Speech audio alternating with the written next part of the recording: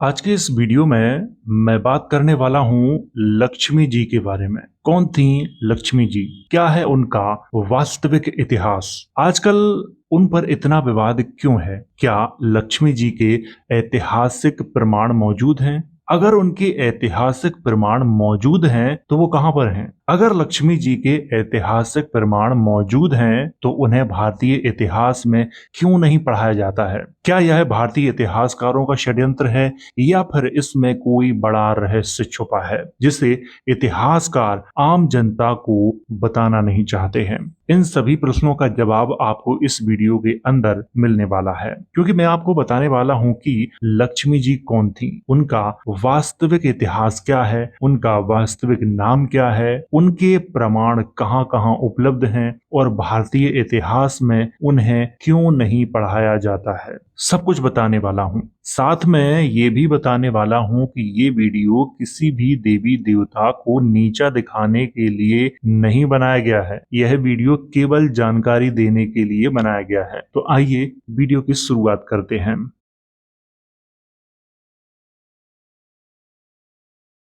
तो सबसे पहले बात करते हैं ऐतिहासिक स्रोतों की, कि इस वीडियो में मैं जो जानकारी आपको देने वाला हूं वो जानकारी मैंने कहां से ली है। नंबर एक, the gods of reason, TJ Alexander की है ये। बहुत अच्छी किताब है, इसमें आपको बहुत सारी जानकारी मिलेगी, लेकिन जो जानकारी महत्वपूर्ण थी उस जानकारी की चर्चा मैंने इस वीडियो के अंदर की है। नंबर दो, ग्रीको वेक्ट्रियंस एट इंडो ग्रीक्स, ओसमंड बोपेराची की है। बहुत अच्छी किताब है ये। इसमें आपको वेक्ट्रिया में जितने ग्रीक राजा हुए हैं उनकी चर्चा की गई है। तो आपको बैक्टीरिया का इतिहास अगर जानना है तो इस किताब को आपको जरूर पढ़ना चाहिए। ये दोनों किताबें अंग्रेजी भाषा में हैं, लेकिन जानकारी बहुत अच्छी देती हैं। नंबर तीन, विष्णु पुराण, इससे भी मैंने थोड़ी सी जानकारी ली है, ज्यादा नहीं ली है, बस थोड़ी सी जानकारी ली है। तो आज के इस वीडियो में मैं जो जानकारी आपको देने वाला हूं वो इन्हीं तीनों से मैं देने वाला हूं। एथना कौन? कुछ लोगों ने एथना का नाम नहीं सुना होगा। कोई बात नहीं, आप लोग इस वीडियो को पूरा देखो। इस वीडियो के अंदर मैं आपको बहुत ही अच्छी जानकारी देने वाला हूं, आपको सब कुछ समझाने वाला हूं। सबसे पहले आप इस फोटो को देखो। इस फोटो में आपको एक महिला दिखाई दे रही होगी। इसी महिला का नाम था एथना। और एक तरफ आपको उल्लू की आकृति दिखाई दे रही होगी। ये उल्लू इसी महिला का प्रतीक चिन्ह माना जाता है। आपको ये चीज ध्यान रखनी है। एथना को ग्रीक देवी माना जाता है। हालांकि मैंने यहाँ पे नीचे लिख रखा है तो आप लोग उसे पढ़ भी सकते हो। एथना के संबंध में हमें कई प्रकार की कहानियां मिलती हैं। पहली कहानी तो ग्रीक मान्यताओं के अनुसार है और दूसरी कहानी रोमन कथाओं के अनुसार है और तीसरी जो कहानी हमें मिलती है वो इतिहासकारों के अनुसार मिलती है। अब आपको समझ में आया कि एक ही महिला की तीन तीन कहानियां प्रचलित हैं। एथना का ग्रीक भाषा में नाम एथेनोआ लिखा हुआ मिलता है, जिसे इतिहासकारों ने थोड़ा सा परिवर्तित करके एथना कर दिया है। एथना की माता का नाम था मेटिस, परंतु ग्रीक मान्यताओं के अनुसार ऐसा माना जाता है कि एथना का जन्म जीउस के सिर से हुआ था। ग्रीक मान्यताओं में एथना को जल से उत्पन्न हुआ भी माना जाता है। जैसा कि मैं शुरुआत में ही आपको बता चुका हूं कि एथना के संबंध में कई मान्यताएं प्रचलित हैं ग्रीक में। कुछ लोग ऐसा मानते हैं कि एथना का जो जन्म है वो जीउस के सिर से हुआ था। कुछ लोग ऐसा मानते हैं कि एथना का जो जन्म है वो जल से हुआ था। जीउस कौन? हालांकि इस पर मैंने एक स्पेशल वीडियो बनाया है तो आप उसको देख सकते हो, लेकिन थोड़ी सी जानकारी मैं जीउस के बारे में आपको यहीं पे दे देता हूं। जीउस को जैन, जुपिटर देवताओं का राजा, वर्षा का देवता आदि के नामों से जाना जाता है। जीउस ग्रीक के राजा थे जिनका राज सिंहासन ग्रीक के सबसे ऊंचे पर्वत माउंट ओलिंप पर था, ऐसा इतिहासकार लिखते हैं। जीउस के प्रतीक चिन्हों में क्या क्या शामिल है? वज्र, वज्र जो इंद्र के हाथों में एक हथियार सा आपने देखा होगा, वही वज्र। ईगल, वेल आदि इनके प्रतीक चिन्ह थे। जीउस ने अपने पिता क्रोनोस के राज सिंहासन को उखाड़ के फेंक दिया था और स्वयं राजा बन गया था। जीउस की मां का नाम था रिया, जो जियूस की सगी बुआ थी, उसके पिता क्रोनोस ने क्या किया था कि अपनी ही बहन से विवाह कर लिया था।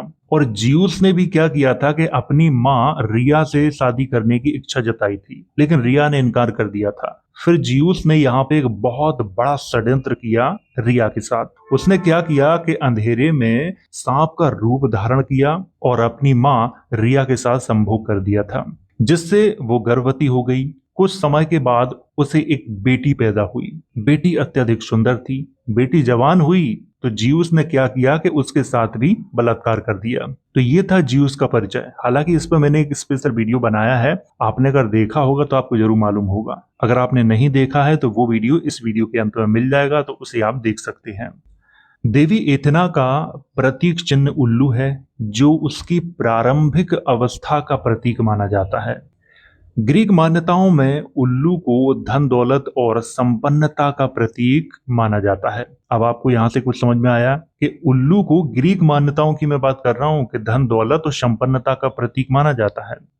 एथेना को दौलत और हस्तकला की देवी के रूप में मान्यता दी गई है, जिसकी आराधना करने पर व्यक्ति को धन दौलत और सुख संपन्नता प्राप्त होती है। ऐसा ग्रीक मान्यताओं में माना जाता है कि अगर कोई व्यक्ति एथेना की पूजा करे तो उस व्यक्ति को धन दौलत और सुख संपन्नता प्राप्त होती है। ग्रीक मान्यताओं के अनुसार एथेना के नाम पर एथेंस शहर का नाम रखा गया था, क्योंकि एथेंस शहर का एक्रोपोलिस स्थान पार्थेनिन नाम का प्राचीन मंदिर एथेना को ही समर्पित है। इसीलिए कुछ इतिहासकार ऐसा मानते हैं कि एथेना के नाम पर ही एथेंस शहर का नाम रखा गया था। ग्रीक मान्यताओं के अनुसार एथेना को एथेंस शहर का संरक्षक भी माना जाता है। रोमन साम्राज्य में एथेना को मिनर्वा के नाम से जाना जाता है। आपने अगर रोमन साम्राज्य के बारे में पढ़ा होगा तो मिनर्वा का नाम आपने जरूर सुना होगा। प्लूटो के अनुसार मिस्र में एथेना की जो पूजा है वो नीथ के रूप में की जाती है। नीथ को मिस्र का राजवंश धन दौलत की देवी मानकर पूजा करता था। एथेना को युद्ध कौशल का भी अच्छा ज्ञान था, इसीलिए उसे एर्गन के नाम से भी जाना जाता था। एथेना को मुकुट पहने हुए दिखाया जाता है, क्योंकि ग्रीक मान्यताओं में उत्सव के मौके पर देवी देवताओं तथा महान राजाओं को मुकुट पहनाने की प्रथा थी। ये बात बिल्कुल सही है, क्योंकि मैंने कुछ ग्रीक राजाओं का इतिहास पढ़ा है और ग्रीक देवी देवताओं के सिर पर भी मैंने मुकुट देखा है। एथेंस शहर का मुख्य उत्सव पैनाथेनिया देवी एथेना को ही समर्पित था। उस उत्सव का जो प्रारंभ है वो 566 ईसा पूर्व में हुआ था। 300 ईस्वी तक उस उत्सव का आयोजन एथेंस में होता था, परंतु बाद में बंद कर दिया गया था। पैनाथेनिया उत्सव की शुरुआत देवी एथेना को सम्मानित करने के लिए की गई थी, ताकि ग्रीक मान्यताओं में एथेना को प्रमुख देवी का दर्जा प्रदान किया जा सके। संभवतः इस उत्सव की जो शुरुआत है वो एथेना के बेटे एरिस्टोनियस ने की थी, जिसके बारे में मैं आगे बात करूंगा। भगवान हेफेस्टस देवी एथेना की सुंदरता पर इतने मोहित हो गए थे कि उन्होंने एथेना के साथ बलात्कार कर दिया था, जिससे एरिस्टोनियस का जन्म हुआ था। अब ये एरिस्टोनियस कौन, इसके बारे में थोड़ी सी जानकारी मैं आपको दे देता हूँ। प्राचीन एथेंस का इसको राजा माना जाता था, एरिस्टोनियस को। इसके संबंध में बहुत सारी ग्रीक मान्यताएं हैं वो प्रचलित हैं। एरिस्टोनियस का जन्म कैसे हुआ, इसके पीछे ग्रीक मान्यताओं में एक कहानी मिलती है, और वो कहानी इस प्रकार है। ऐसा माना जाता है कि भगवान हेफेस्टस एथेना की खूबसूरती पर इतने मोहित हो गए कि वो एथेना का प्रतिदिन पीछा करने लगे थे। एक दिन उन्होंने क्या किया कि एथेना को पीछे से जाके पकड़ लिया और उसके साथ संभोग करने का प्रयास किया, परंतु संभोग सही तरीके से नहीं हुआ और उनका जो वीर है वो जमीन पे गिर गया। उसी समय क्या हुआ कि जमीन से एक बच्चा निकला। उसी बच्चे का नाम एरिस्टोनियस इतिहासकार बताते हैं। लेकिन यहाँ पर एरिस्टोनियस के संबंध में एक कहानी और मिलती है, और वो इस प्रकार है। ऐसा माना जाता है कि भगवान हेफेस्टस देवी एथेना की सुंदरता पर बहुत मोहित थे। उन्होंने क्या किया कि देवी एथेना से शादी करने की इच्छा जताई, लेकिन एथेना ने क्या किया कि इनकार कर दिया। जिससे वो रुष्ट हो गए। उन्होंने गुस्से में आकर एथना का बलात्कार कर दिया, जिससे वो गर्भवती हो गई। कुछ समय बाद उसे एक पुत्र पैदा हुआ। उसी पुत्र का नाम एरिस्थोनियस रखा गया। लेकिन लोक लज्जा के भय से एथना ने क्या किया कि आम लोगों को ये बताया कि ये पुत्र हमें जमीन से मिला है, भूमि से उत्पन्न हुआ था, इसीलिए मैंने इसको गोद ले लिया है। तो आम जनता को ये बताया कि मैंने इसको गोद ले लिया है। ये दो कहानियां मिलती हैं एरिस्थोनियस के संबंध में। और जब एरिस्थोनियस बड़ा हुआ तो वह एथेंस का राजा बना और इसी का उत्तराधिकारी था पांडियन। आप लोगों ने अगर एथेंस का इतिहास पढ़ा होगा तो वहां पर एक राजा का नाम मिलता है जिसका नाम था पांडियन, जो कि बहुत ही प्रसिद्ध राजा था। किसी दिन मैं इसके बारे में एक वीडियो बनाऊंगा, तब आपको विस्तार से इसके बारे में जानकारी दूंगा। यहाँ पर तो मैं इसके बारे में जानकारी आपको नहीं दे रहा हूं। तो ये एक छोटी सी कहानी थी एरिस्थोनियस के संबंध में। ग्रीक मान्यताओं में एरिस्थोनियस को देवी एथना का गोद लिया हुआ बच्चा माना जाता है, जैसा कि मैंने आपको अभी बताया था।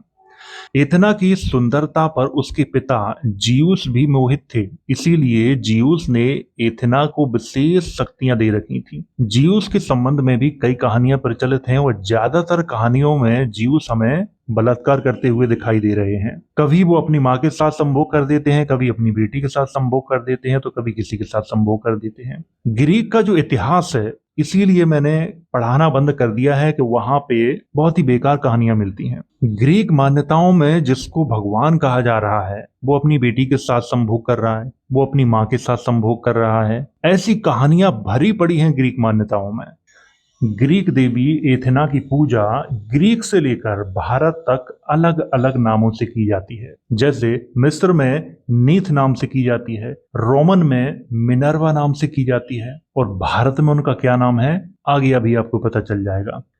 देवी एथेना की पूजा भारत में यवन साम्राज्य के दौरान प्रचलित हुई थी, जिसके उदाहरण आप यवन राजाओं के सिक्कों पर देख सकते हैं। यवन साम्राज्य के बारे में मैंने कई वीडियो बनाए हैं, आप उन्हें देख सकते हैं। उनमें मैंने एथेना की चर्चा की है। आपने अगर उन वीडियोस को देखा होगा तो आपको जरूर मालूम होगा। गांधार की ग्रीको बौद्ध कला के एक पत्थर की प्लेट पर बाएं एथेना और दाएं हेराक्लीस की आकृति को दर्शाया गया है, आप सामने देख सकते हो। गांधार की मूर्ति कला में कई मूर्तियां एथेना की बनाई गई थीं। हमारे यहाँ जब ग्रीक राजा आए तब वो अपने साथ अपने देवी देवता भी लाए, और यहाँ पर उन देवी देवताओं की पूजा आज भी होती है, बस उनके नाम बदल गए हैं। आपके दिमाग में एक प्रश्न जरूर आ रहा होगा कि एथेना के बारे में इस वीडियो में मैंने क्यों पढ़ाया है। वो मैंने क्यों पढ़ाया है वो मैं आपको बताता हूँ। आप लोगों ने इतना तो सुना होगा कि लक्ष्मी जी का वाहन उल्लू है, तो वो उल्लू कहाँ से आया? वो उल्लू यहीं से आया है। हमारे देश में जब यवन आए तब उनके साथ उनके देवी देवता भी हमारे देश में आए। शुरुआत में यवन बौद्ध धर्म को मानते थे। 12वीं शताब्दी के बाद जब देश की स्थिति बिगड़ी तब उन्होंने इसी का फायदा उठाया और बौद्ध धर्म के देवी देवताओं के साथ अपने देवी देवताओं को मिक्स कर दिया, और इस तरह से लक्ष्मी जी का वाहन उल्लू हुआ। अब बात करते हैं गज लक्ष्मी कौन। गज लक्ष्मी का नाम आप लोगों ने सबने सुना होगा। गज मूल रूप से पाली प्राकृत भाषा का शब्द है। इसका उल्लेख सम्राट अशोक के कालसी शिलालेख में गज तमे के रूप में देखने को मिलता है। बाद में यही शब्द गजह के रूप में संस्कृत भाषा में शामिल किया गया। आप जो तस्वीर देख रहे हैं ये नहीं तो आप कहते हो गजलक्ष्मी, आप इसको ध्यान से देखें, अभी आगे भी मैं इसकी चर्चा करूंगा। गज का अर्थ हाथी होता है, क्योंकि प्राचीन समय में हाथी के लिए गज शब्द का प्रयोग हमारे देश में किया जाता था। और गज शब्द मैं आपको बता चुका हूं मूल रूप से पाली प्राकृत भाषा का है। इसका उदाहरण सम्राट अशोक के कालसी अभिलेख में मौजूद है, आप सामने देख सकते हो। हाथी छपा हुआ है, उसके नीचे लिखा हुआ है। पौराणिक कथाओं के अनुसार महर्षि दुर्वासा के श्राप से लक्ष्मी माता संसार को छोड़ के चली गई थी। फिर देवताओं ने अमृत के लिए समुद्र मंथन किया, तब शरद पूर्णिमा के दिन लक्ष्मी माता दोबारा से प्रकट हुई। ऐसी हमें कहानियां पौराणिक कथाओं में खूब मिलती हैं और आपने भी कहीं न कहीं सुनी होगी। प्राचीन समय में कोंकणी समुदाय के लोग गौतम बुद्ध की मां महामाया के लिए भौका देवी और कैलबाइया देवी के नाम का प्रयोग किया करते थे। वे संरक्षक देवी और धन की देवी के रूप में महामाया की पूजा करते थे, परंतु वर्तमान समय में कोंकणी समुदाय के लोग यही नाम लक्ष्मी माता के लिए प्रयोग कर रहे हैं। आजकल हमारे देश में लक्ष्मी माता की जो मूर्तियां प्रचलित हैं, वही मूर्तियां बौद्ध स्थलों पर पाई जाती हैं, जिन पर महामाया देवी का नाम लिखा हुआ मिलता है। लक्ष्मी या महामाया कोई और नहीं है बल्कि गौतम बुद्ध की मां ही हैं। इसके उदाहरण हमें सांची, भरहूत, एलोरा आदि स्थलों से प्राप्त होते हैं। अब यहां से शुरुआत होती है असली कहानी की, जो कि बहुत ही इंटरेस्टिंग है। यहां से मैं आपको कुछ तस्वीरें दिखाऊंगा, जिनके माध्यम से मैं आपको समझाने का प्रयास करूंगा कि वास्तव में लक्ष्मी माता किसको कहा जा रहा है और कौन है लक्ष्मी माता, इनका वास्तविक नाम क्या है। आप इस फोटो को देख रहे हो, इसमें जो आपको मूर्ति दिखाई दे रही है, इसको आप ध्यान से देखो। सांची स्तूप पर ये आपको मिल जाएगी। आप अगर सांची जाएं तो वहां पे आप इसको देख सकते हैं। अब आप इसको देखो, इन्हें हम क्या कहते हैं, लक्ष्मी माता। इनके पीछे दो हाथी खड़े हुए हैं और यही सेम आकृति यहाँ पे बनी हुई है। आप लोग ध्यान से देख लो अच्छे से। अगर आपको अभी समझ में नहीं आ रहा है तो मैं आगे और आपको दिखाता हूं, फिर आपको समझ में आएगा। अब आप इस फोटो को देखो, इसमें जो आपको मूर्ति दिखाई दे रही है, ये भी सांची स्तूप पर उपलब्ध है। इसमें भी पीछे दो हाथी हैं जो महामाया के ऊपर पानी डाल रहे हैं, और महामाया किस पे बैठी हुई है, कमल के फूल पे। और यहाँ पर भी जो लक्ष्मी माता को यहाँ पे दिखाया गया है, वो कमल के फूल पर ही दिखाया गया है। उनके पीछे भी हाथी खड़े हुए हैं।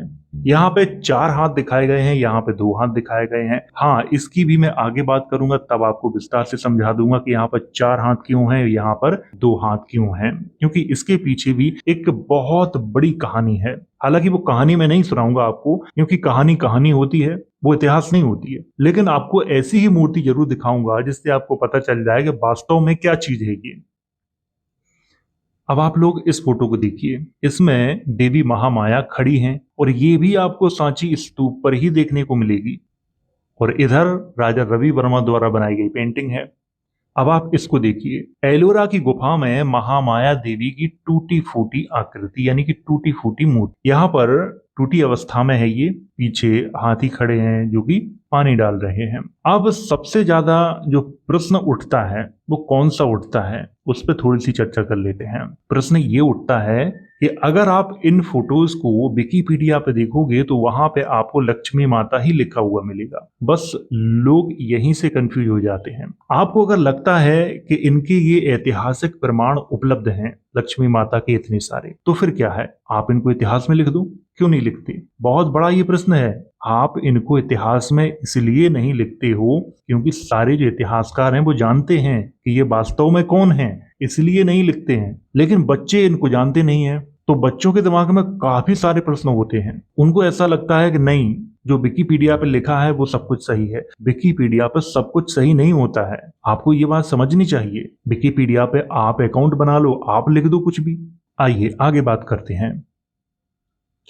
अब आप इसको देखिए, 125 ईसा पूर्व महामाया की आकृति भरहूत स्तूप पर। इसमें महामाया खड़ी हैं, हाथी उनके आसपास खड़े हैं, ऊपर से वो पानी डाल रहे हैं। और वो कहाँ पे खड़ी हैं? कमल के फूल पे खड़ी हुई हैं।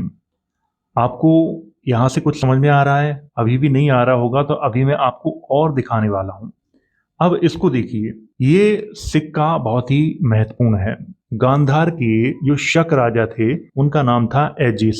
एजिस के सिक्कों पर भी यही आकृति देखने को मिलती है जो कि महामाया की है। अब इतिहासकारों ने क्या लिखा है कि ये लक्ष्मी जी की है, बस यहां से कंफ्यूजन चालू हो जाता है। और आजकल के लड़कों ने क्या कर दिया है कि हर चीज को विकिपीडिया पे खोजना शुरू कर दिया है। विकिपीडिया पे खोजोगे तो वहां भी इनका नाम लक्ष्मी ही आपको मिलेगा, लेकिन वास्तव में लक्ष्मी और महामाया एक ही हैं, क्योंकि माया का जो समानार्थी शब्द है वो लक्ष्मी है। अब आप लोग इसको देखो, ये भी बहुत महत्वपूर्ण है। रत्नागिरी उड़ीसा में बौद्ध मठ पर महामाया की आकृति। यहाँ पर भी 2 हाथी हैं और वो पानी डाल रहे हैं, किसके ऊपर? महामाया के ऊपर। और यहाँ पर राजा रवि वर्मा द्वारा बनाई गई पेंटिंग है। इस फोटो को देखने के बाद आपको क्या लग रहा है? यहाँ से आपको सब कुछ समझ में आ जाएगा। यहाँ पे 4 हाथ दर्शाए गए हैं, ध्यान से देख लीजिए। उड़ीसा से प्राप्त महामाया की प्रतिमा है ये। पीछे 2 हाथी उन पे पानी डाल रहे हैं और महामाया देवी कमल पर विराजमान हैं। ध्यान से देखिए। और यहाँ पर जो राजा रवि वर्मा द्वारा बनाई गई पेंटिंग है वो भी सेम है, बस थोड़ा सा फर्क ये कर दिया है कि यहाँ से पैसे गिर रहे हैं, ये देखो, ये नहीं है। बाद बाकी सब कुछ एक जैसा है। अब ये थोड़ा सा परिवर्तन इसलिए कर दिया गया है ताकि लोग पहचान ना पाए, लेकिन लोग फिर भी पहचान जाते हैं। पीछे 2 हाथी खड़े हुए हैं और इसमें भी पीछे 2 हाथी खड़े हुए हैं। इनके भी 4 हाथ हैं, इनके भी 4 हाथ हैं। इधर भी 2 कमल हैं, इधर भी 2 कमल हैं। मुद्रा सेम है, बस ये हाथ इधर है, ये हाथ इधर है, और कुछ नहीं है। यहां से तो आपको सब कुछ समझ में आ जाएगा। अभी मैं आपको और दिखाता हूं। इसको देखिए, ये फोटो मेरे पास एक व्यक्ति ने भेजी थी। कहा था कि ये फोटो लक्ष्मी जी की है, आप इस पे कुछ बताइए। मुझे पहले से पता था इसके बारे में। तो ये महामाया की है, श्रवण बेलगोला मंदिर कर्नाटक में है ये। लेकिन लोग यहाँ भी गलती कर जाते हैं महामाया और लक्ष्मी के संबंध में। एक ही महिला के ये दोनों नाम हैं। जिसे आप लक्ष्मी समझ रहे हो उन्हीं का ओरिजिनल नाम है महामाया। जैसे हम गौतम बुद्ध को गौतम बुद्ध के नाम से जानते हैं, लेकिन उनका वास्तविक नाम क्या था? उनका वास्तविक नाम था सुकृति। और महामाया का भी वास्तविक जो नाम हमें देखने को मिलता है वो लुम्बिनी मिलता है, लेकिन बौद्ध साहित्य में महामाया नाम का उल्लेख किया गया है। तो यहां से आपको समझ में आया। और दिखाता हूं मैं आपको। अब आप इस सिक्के को देखिए। ये सिक्का गुप्त वंशीय राजा चंद्रगुप्त विक्रमादित्य का है, जिस पर महामाया की आकृति है। यहां से भी इतिहासकार लोगों को कंफ्यूज कर देते हैं कि ये लक्ष्मी की आकृति। और यहाँ पे आपको ध्यान रखना है कि जो चंद्रगुप्त विक्रमादित्य का वास्तविक नाम क्या है? चंद्रगुप्त बेकमादित्य। विक्रमादित्य नहीं है, बेकमादित्य है। यहाँ पर ये आपको ध्यान रखना है। वो गुप्त नहीं है, गुप्त है। चंद्र नहीं है, चंद है। इसको आपको समझना है। जब आप लोगों को यही पता नहीं है तो सोचो आप इतिहास पे कहाँ खड़े हो? कहीं पर भी नहीं हो। ओरिजिनल नाम तक आपको नहीं बताए गए हैं, आप लोग इतिहास की बात करते हो। मैं तो बौद्ध धर्म की महायान शाखा पर रिसर्च कर रहा हूँ। जैसा मैं अपने पिछले वीडियो में आपको बता चुका हूँ कि आपको वैदिक धर्म के बारे में जानना है तो आपको बौद्ध धर्म की महायान शाखा और वज्रयान को जरूर पढ़ना पड़ेगा, तभी आप जान सकते हो। क्योंकि वही देवी देवता बौद्ध धर्म की महायान शाखा और वज्रयान शाखा में मिलते हैं और वही देवी देवता वैदिक धर्म में मिलते हैं। मेरे पास एक कमेंट आया था, उन्होंने लिखा था कि हिंदू ही बौद्ध हैं और बौद्ध ही हिंदू हैं। वास्तव में यही सही है। ये सारा जो ढोंग जो चल रहा है ना, ये सिर्फ और सिर्फ पैसे के लिए चल रहा है और कुछ भी नहीं है। और व्हाट्सएप यूनिवर्सिटी के छात्र ये कहते हैं कि मैं वैदिक धर्म को नीचा दिखाने का प्रयास कर रहा हूँ। मैं किसी भी धर्म को नीचा दिखाने का प्रयास नहीं कर रहा हूँ। अगर आपके पास मजबूत प्रमाण हैं तो आप मेरे साथ शेयर करिए, मैं उन पर भी वीडियो बनाने को तैयार हूँ। ये वहम आपके अंदर है कि मैं इस धर्म को नीचा दिखा रहा हूँ, उस धर्म को नीचा दिखा रहा हूँ, ऐसा कुछ भी नहीं है। ये ऊंचा नीचा दिखाने का काम जानते हो कौन करता है? जो लोग धार्मिक संस्थाओं के लिए काम करते हैं वो लोग करते हैं। मैं तो किसी भी संस्था से नहीं जुड़ा हूँ। खैर आगे बात करते हैं। अब आप इसको देखिए। महाराष्ट्र के गुन्नार की मनमोदी गुफाओं में चैत्य के द्वार पर महामाया की आकृति ऊपर आप देख लीजिए ध्यान से। आप इसको अच्छे से ध्यान से देख लीजिए। महामाया खड़ी हैं, उनके आसपास हाथी हैं। ये है वो गुफा। बीच में आपको ये दिखाई दे रहा होगा, कुछ लोग इसको शिवलिंग कहेंगे। दरअसल ये शिवलिंग नहीं है, ये वोटिव स्तूप है। यही तो आपको समझना है। यही तो इतिहास जो है ना गड़बड़ा जाता है पूरा। कभी आप बोधगया जाना, बोधगया में आपको कुछ ऐसी मूर्तियां दिखाई देंगी जिन्हें आप ये कहेंगे ये तो हिंदू मूर्तियां हैं, लेकिन वो वास्तव में हिंदू मूर्तियां नहीं हैं। जब भी आप किसी वैदिक धर्म वाले से प्रश्न पूछेंगे कि ये बताइए, तो जानते हो वो क्या कहेगा कि बौद्ध धर्म की फलानी फलानी जगह पे वहां पर मेरा सबूत मिलता है। वो बौद्ध धर्म की ओर उंगली घुमाएगा। जब आप उससे ये पूछो कि आपके जो सबूत हैं वो बौद्ध धर्म में ही क्यों मिलते हैं, यहाँ पर वो चुप्पी साध जाता है। ये प्रश्न मैंने खुद ही पूछे थे। मेरे अंदर भी इतिहास को जानने की बहुत ज्यादा इच्छा थी। जब मैंने बड़े लोगों से जानने का प्रयास किया तो वो हर बार बौद्ध धर्म का नाम लेते थे कि वो बौद्ध धर्म की वहां मिलता है, वो बौद्ध धर्म की वहां मिलता है। फिर मैंने उनसे कहा कि सारे जो सबूत हैं वो बौद्ध धर्म में ही क्यों मिल रहे हैं, हमारे पास कुछ नहीं है क्या? यहाँ पर वो शांत रहे, कुछ नहीं बोले। तब मैंने सोचा कि क्यों ना हम एक बार बौद्ध धर्म पर अच्छे से रिसर्च ही कर लें। जब मैंने रिसर्च की तो बहुत कुछ पाया, और जो कुछ पाया वो सब आपके साथ मैंने शेयर किया है। और अभी तो बहुत सारी चीजें हैं जिन्हें मैं शेयर करने वाला हूँ आप सबके साथ में। मैं बौद्ध धर्म का प्रवक्ता नहीं हूँ। इतिहासकारों ने जो बेवकूफ बनाया है वो चीज मैं आपको दिखा रहा हूं कि आप जो इतिहास पढ़ रहे हो और जिस इतिहास के पीछे आप लोग लड़ रहे हो, दरअसल वो इतिहास ही सही नहीं है। तो फिर लड़ क्यों रहे हो? समाज में लड़ाई की जो बहुत बड़ी एक जड़ है वो है इतिहास, जिसके पीछे हम लड़ते हैं। और इसका जिम्मेदार मैं पूरी तरह से इतिहासकारों को मानता हूं, क्योंकि इतिहास को लिखने की जिम्मेदारी इन्हीं के पास होती है और इतिहास में सबसे ज्यादा भ्रमित यही करते हैं। खैर, आगे बात करते हैं। अब आप इसको देखो, ये बहुत ही महत्वपूर्ण है। एक दिन मैं यूट्यूब पर एक वीडियो देख रहा था, तो एक व्यक्ति अपने वीडियो में ये बता रहा था कि देखिए, लक्ष्मी जी का प्रमाण यहाँ उपलब्ध है, फलाना ढिकाना, वो बहुत कुछ समझा रहा था। मुझे इतनी हंसी आई कि मैं कुछ कह नहीं सकता। कैसे कैसे लोग पड़े हैं। ये मूल रूप से है कहाँ, पहले आप ये देखिए। पहली शताब्दी में सातवाहनों के द्वारा ये बनवाई गई महामाया की जो आकृति है वो कहाँ पे है? सांची स्तूप पे है। अब आप बताइए कि सांची स्तूप है किसका? बुद्ध बौद्धों का है। अगर वहां कोई चीज बनी है तो वो हमारी कैसे हो सकती है? अगर हम ये कह रहे हैं कि ये हमारी है तो इसका सीधा सा मतलब ये है कि हमारे पूर्वज भी कभी ना कभी बौद्ध रहे होंगे, तभी तो हम कह रहे हैं। लेकिन हम ये बात मानने को तैयार नहीं है, क्योंकि इसके बीच में हमारा अहंकार आ जाता है। और सच्चाई तो यही है, जैसा कि मैं आपको अभी बता चुका हूं कि हिंदू ही बौद्ध हैं और बौद्ध ही हिंदू हैं। ये जो महायान शाखा और वज्रयान शाखा को जब आप पढ़ेंगे तब आपको पूरा पूरा सब कुछ समझ में आ जाएगा। इनके देवी देवताओं के बारे में जब आप पढ़ेंगे तब आपको सब कुछ समझ में आ जाएगा। तो आपको यहाँ पे ध्यान रखना है कि जब भी कोई व्यक्ति आपको इस तरह की कोई भी फोटो दिखाए या मूर्ति दिखाए या कुछ भी बकवास करे, तो उससे सीधा पूछना कि ये मिलती कहाँ है। अगर ये वहां पे मिलती है, किसी बुद्धिस्ट स्थल पे मिलती है, तो वो हमारी कैसे है ये तो हमको बताओ। तो फिर वो जानते हो क्या मनगढ़ंत कहानियां बनाता है? फिर वो मनगढ़ंत कहानियां ये बनाता है कि अरे ये बौद्धों ने चोरी कर ली, फलाना चोरी कर लिया, ढिकाना चोरी कर लिया, ये सब। यहाँ पर भारत में सबसे पहले मूर्तियां किसकी बनी आपको ये पता है? इतिहास में तो ये पढ़ाया जाता है ना, किसकी मूर्तियां बनी है? गांधार कला के बारे में पढ़ा होगा, मथुरा कला के बारे में पढ़ा होगा। भारत में सबसे ज्यादा मूर्तियां बौद्धों की ही बनी हैं। एक बात मैं आप लोगों से और कहना चाहता हूँ, कुछ लोग देवी देवताओं को गालियां देते हैं। मत दो, इस सारे देवी देवता अपने ही हैं। आप किसको गालियां दे रहे हो? अपने लोगों को ही गालियां दे रहे हो। तो यहाँ से आपको समझ में आया कि लक्ष्मी कौन है, इनका वास्तविक नाम क्या है और इनके प्रमाण कहाँ कहाँ उपलब्ध हैं। प्रमाण सारे बौद्ध स्थलों पे ही उपलब्ध हैं। और राजा रवि वर्मा ने जो पेंटिंग बनाई है वो इन्हीं मूर्तियों को देख के बनाई है। और आपको समझ में आ गया होगा कि लक्ष्मी माता किसको कहा जा रहा है। तो वीडियो अगर अच्छा लगा हो तो इसको लाइक करें, शेयर करें। वीडियो देखने के लिए धन्यवाद।